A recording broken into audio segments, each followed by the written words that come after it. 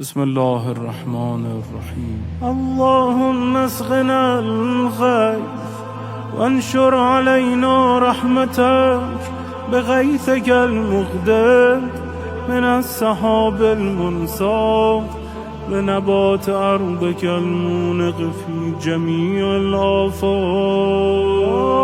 وامنن على عبادك بإيناع الثمرة وأحي بلادك ببلوغ الزهرة وأشهد ملائكتك الكرام السفرة بسقي منك نافع دائم غزره واسع درره وابلا سريعا عاجل تحيي به ما قد مات وترد به ما قد فات وتخرج به ما هو آت وتوسع به في الأقوات سحابا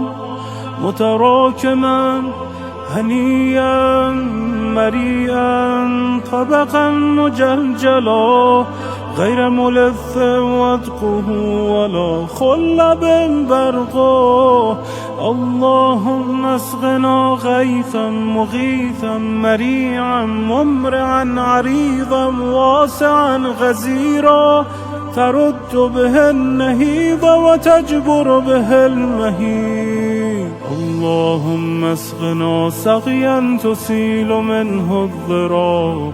وتملأ منه الجباب وتفجر به الأنهار وتنبت به الأشجار وترخص به الأسعار في جميع الأمصار وتنعش به البهائم والخلق وتكمل لنا به طيبات الرزق وتنبت لنا به الزرع وتدر به الظهر وتزيدنا به قوة إلى قوتنا اللهم لا تجعل ظله علينا سموما ولا تجعل برده علينا حسوما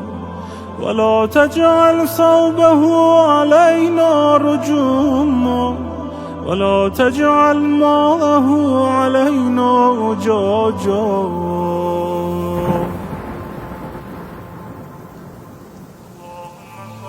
اللهم صل على محمد